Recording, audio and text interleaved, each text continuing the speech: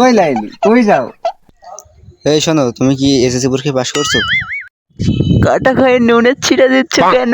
এই লাইলি, তুমি তো ফেল করছো, চলো আমরা বিয়ে করে ফেলি। এই শয়তান, আমি কিন্তু বাবার কাছে বিচার দিব। শালা জাম গাছে আম ধরে না কেন? আব্বা আব্বা, হানিফ রাস্তাঘাটে আমাকে ডিস্টার্ব করে। কেন রে মা, হানিফ তোকে ডিস্টার্ব করে? আব্বা, আমি পরীক্ষায় ফেল করছি বলে হানিফ রাস্তাঘাটে আমাকে বিয়ের প্রস্তাব দেয়। কি বলিস রে লাইলি, আমি এমন ছেলেই তো খুঁজছি। তোর সেই পরীক্ষার পর থেকে আমি তোর বিয়ে দেওয়ার জন্য ছেলে খুঁজছি। বাবা, তুমি আমাকে এই কথাটা বলতে পারলে? তা তুই বিয়ে করছিস না, তোরে কি বসাই খাওয়াবো নাকি? বাবা, তুমি এটা আমাকে কি বলে? মা, তুই যাস না, আমি ঘটকের সাথে কথা বলছি তোর আর হানিফের বিষয়ে। ঘটক, আমি তোমারই তো খুঁজছি।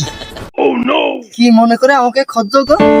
ওই যে আমার মেয়েটা এসএসসি তে ফেল করছে না, ওই যে ওপাড়ার মুখ বলে ছেলে আছে, ও একটু বিরক্ত করে, ওর সাথেই বিয়েটা দিতে হবে। তো বিষয়টা আপনি দেখেন। চলো। আচ্ছা, দেখছি ভাই। আচ্ছা দেখেন ভাই।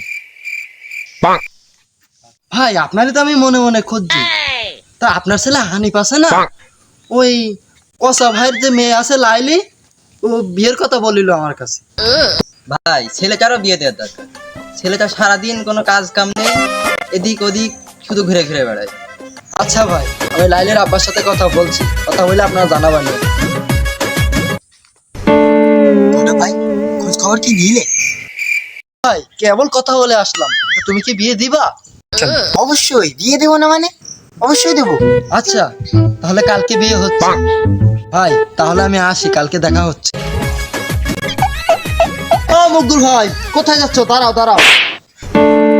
কি ভাই, কি? তা ভাই, বিয়ে ঠিক করে আসলাম তো। আচ্ছা আচ্ছা আচ্ছা। তাহলে কালকে বিয়ে হচ্ছে। 2,000 years later.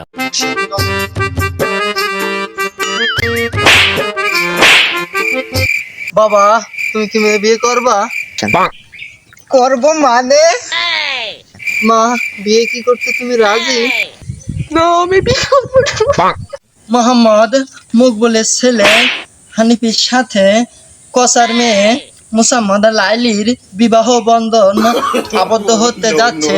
103 টাকা দেল মোহর দিয়া। বাবা, তুমি কি কবুল? কবুল মানে? কবুল কবুল কবুল কবুল কবুল। মা, তুমি বলো কবুল। মা, তুমি কি বিয়ে করবে না? বিয়ে করবো না। এই, বিয়ে কর, কবুল বল।